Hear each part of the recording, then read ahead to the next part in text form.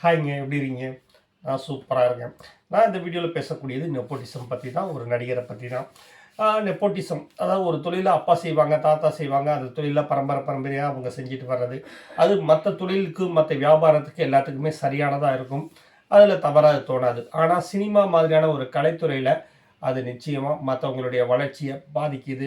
இத பத்தி காலங்காலமா புகார்கள் இருந்துட்டு இருக்கு. தொடர்ந்து பாலிவுட்ல இந்த மாரியான புகார்கள், நெப்போட்டிசம் அப்படிங்கிற வார்த்தைய நெறைய பயன்படுத்திட்டு இருக்காங்க. தமிழ் சினிமாவ பொறுத்தவரைக்கும் அந்த மாரிலாம் பெருசாலாம் கிடையாதுங்க. இங்க திறமை இருந்தா தான் ஜெயிக்க முடியும் அப்படிங்கிறது நிஜம் தான். எஸ்.ஏ. சந்திரசேகருடைய பையன் விஜய் ஜெயிச்சது பெரிய விஷயம் தான். பட் சாந்தனுவால ஜெயிக்க முடியல. ஏன்னா எஸ்.ஏ. சந்திரசேகர விட பாக்யராஜ் பெரிய டைரக்டர். இந்தியாவே கொண்டாடின ஒரு திரைக்கதை. சாந்தனுவால ஜெயிக்க முடியல. ஆனா சாந்தனுக்கு திறமை இல்லையா அப்படின்னு கேட்டா, அதெல்லாம் கிடையாது. சாந்தனுவால இல்ல. அவ்வளவு திறமை உள்ள ஒரு இளைஞர். அவரால ஜெயிக்க முடியல. 15 வருஷம் போராடினதுக்கு அப்புறமா தான் அருண் விஜய்க்கு வாய்ப்புகளே கிடைச்சது. பட் இது தமிழ் சினிமாவோட நிலைமை. ஆனா பாலிவுட்டோ, இல்ல தெலுங்குலயோ அந்த மாரி கிடையாதுங்க. ஒரு குறிப்பிட்ட குடும்பம் மட்டுமே ஒட்டுமொத்த சினிமாவையும் தங்களோட கைக்குள்ள வச்சிருக்கு. புதுசா எந்த ஹீரோ வந்தாலும், எந்த படம் ஓடுச்சுனாலும் சரியா கவனிச்சு பார்த்தீங்கன்னா, ஒரு 4 குடும்பம் தான் தெலுங்குல இருக்கும். அந்த 4 குடும்பத்த சேர்ந்த யாராவது ஒருத்தருடைய படமா தான் அது இருக்கும் அப்படிங்கிற சூழ்நிலை தான் இருக்கு. இத யாரு மறுத்தாலும், மறுக்கலைனாலும் அதுதான் நிஜமும் உண்மையும் கூட. அந்த மாரி 2000த்துல வந்த ஒரு நடிகருங்க. எந்த பின்புலமும், சினிமா பின்புலமும் இல்லாம புதுசா வந்த ஒரு எளிமையான ஒரு நடுத்தர வர்க்கத்திலருந்து வந்த ஒரு இளைஞன் உதய்கிரண். அதே சமயத்துல தான் இங்க தனுஷ் வராரு. அங்க உதய்கிரண் வராங்க. இங்க தனுஷுக்கு எப்படி முதல் 3 படங்கள் சூப்பர் டூப்பர் ஹிட் ஆச்சோ, அதே மாரி உதய்கிரனுக்கு அங்க முதல் 3 படமும் பயங்கரமான ஹிட். எந்த அளவுக்கு ஹிட் அப்படின்னு சொன்னா, சூப்பர் ஹிட் ஃபிலிம்ஸ் அப்ப பீக்ல இருக்காங்க. அந்த அவரோட 3 படத்துல 2 படத்த வாங்கி இங்க ரீமேக் பண்றாங்க. அந்த 2 படத்துலயும் சூப்பர் ஹிட் ரவி சௌத்ரியோட 2 பசங்களே நடிச்சிருந்தாங்க. ஒண்ணு வந்து தித்திக்குதே அப்படிங்கிற பேர்ல ஜீவா நடிப்புல வந்துச்சு. இன்னொன்னு மதுரை வீரன் ஜீத்தன் ரமேஷ்ல வந்துச்சு. 3வது படம் சித்திரம் தமிழ்லயே டப் பண்ணாங்க. படம் சரியா ஓடல. அது கிட்டத்தட்ட துளுவுதோ இளமை டைப்ல இருக்கக்கூடிய ஒரு படம். ஆ இது வேற விஷயம். ஆனா, இங்க நான் சொல்ல வந்தது உதய்கிரனுடைய வாழ்க்கை. 3 படம் பயங்கரமான ஹிட்டு. ஆ பெண் ரசிகைகள் அவ்வளோ ஜாஸ்தி. சினிமாவோட கேரியர் மல மல மல மலன்னு படங்கள் புக் ஆகுது. தெலுங்கு படங்கள்ல ஒரு சின்ன வயசு பையன், யாருன்னே தெரியாத ஒரு பையன், அவன் ஒரே நாள்ல, ஒரே வருஷத்துல பயங்கரமா இது பண்றான். அதாவது 2000லேருந்து 2003க்குள்ள மிகப்பெரிய ஹீரோவா உருவெடுக்கிறாரு. ஸ் சவுத் இந்தியா ஃபுல்லாவே அவர பத்தி தெரிய ஆரம்பிக்குது. இங்க நெப்போட்டிசம் பார்வை உள்ள அந்த 4 குடும்பத்துக்கும் அது கண்ண உறுத்த ஆரம்பிக்குது. குறிப்பா சிரஞ்சீவி குடும்பம். ஆ அவர வளைக்க அவர அழிக்கிறத விட, அவர நமக்குள்ள கொண்டு வந்துட்டோம்னா, நம்ம குடும்பத்துக்குள்ள கொண்டு வந்துட்டோம்னா, அவருடைய வளர்ச்சிய நம்ம பயன்படுத்திக்கலாம் அப்படிங்கிற மாரி சிரஞ்சீவி குடும்பம் நினைக்கிறாங்க. அப்படின்னு சொல்றாங்க. இன்னொரு பக்கம் பார்த்தீங்கன்னா, சிரஞ்சீவியும் இதே மாரி கஷ்டப்பட்டு ஒரு கான்ஸ்டபிள் பொண்ணு பையனா இருந்து கொஞ்சம் கொஞ்சமா வளர்ந்து வந்தவர். ஸோ நம்மள மாரியே ஒரு பையன் வளர்ந்து வரான். அவன் அப்படிங்கிறதுனாலேயே அவருக்கு பிடிச்சிருக்கக்கான வாய்ப்புகளும் இருக்கு அப்படிங்கிற மாரியும் சொல்றாங்க. எது எப்படியோ சிரஞ்சீவி தன்னோட பொண்ண வந்து அந்த பையனுக்கு கல்யாணம் பண்ணி வைக்க முடிவு பண்றாரு. அ ஆந்திராவே சந்தோஷப்படுற அளவுக்கு கோலாகலமா அவங்களுடைய நிச்சயதார்த்தம் நடக்குது. ஆனா, அதுக்கப்புறம் என்னாச்சோ தெரியல. அது கல்யாணத்த நோக்கி நகரவே இல்ல. உதயகிரண் திடீர்னு எனக்கு இந்த கல்யாணத்தில விருப்பம் இல்ல அப்படின்னு சொல்லி விலகிறாரு.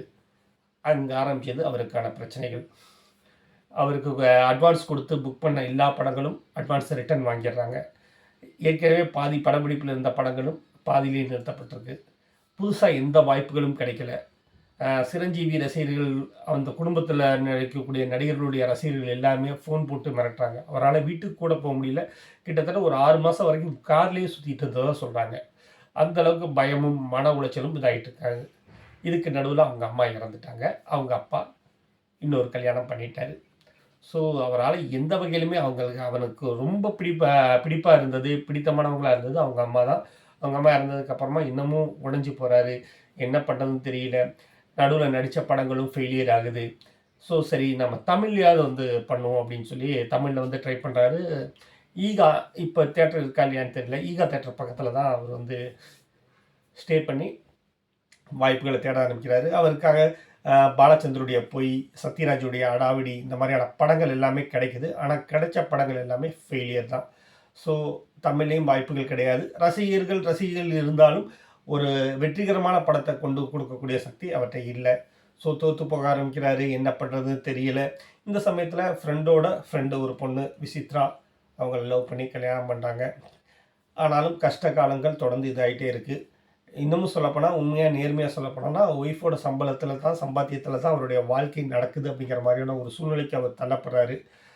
இருந்தாலும் அவர் ஒரு நடிகர் அப்படிங்கிறனால ஒரு ஆடம்பர வாழ்க்கையை வாழ்ந்து பழகிட்டதுனால கடன் வாங்கி வாழ ஆரம்பிக்கிறாரு.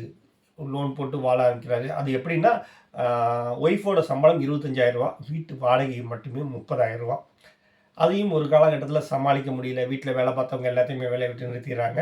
இன்னமும் மோசமான வறுமை என்னன்னு கேட்டிங்கன்னா, சில நாட்கள் பால் பாக்கெட் கூட வாங்குறத நிறுத்திடுறாங்க. அந்த மாதிரி ரொம்ப மோசமான இடத்துல இருக்குது. பேங்க்லேருந்து கழுத்து நெரிக்க ஆரம்பிச்சிட்டாங்க. ஒரு சைடில் வருமானமே வரல, கடன் மட்டுமே வாங்கி வச்சுருக்கும்போது அது பேங்க் சைட்லேருந்து எல்லா சைட்லேயும் நெருக்கடிகள் அதிகமாகுது. ஒய்ஃப் ஒரு நாளைக்கு ஏதோ ஒரு ஃபங்க்ஷனுக்காக போயிருக்காங்க. இவர் வந்து ஐ லவ் யூ அப்படிங்கிற மெசேஜ் மட்டும் போட்டிருக்காங்க. அந்த மெசேஜை பார்த்துட்டு பதறி போய் நிறைய கால் பண்ணுறாங்க. கால் எடுக்க ஆள் இல்லை.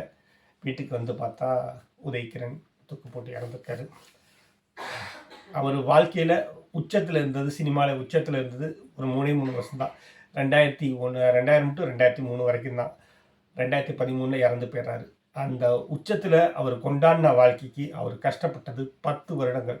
சினிமாங்கிறது அவ்வளவு ஜிகனாத்தனமான, அவ்வளவு புகழை கொடுக்கக்கூடியதாக இருந்தாலும் சில பேர்த்துக்கு கருப்பு பக்கங்களையும் கடினமான வாழ்க்கைகளையும் இல்லைன்னா வாழ்க்கையே இழக்கக்கூடிய சம்பவங்களையும் கொடுத்துருக்கு.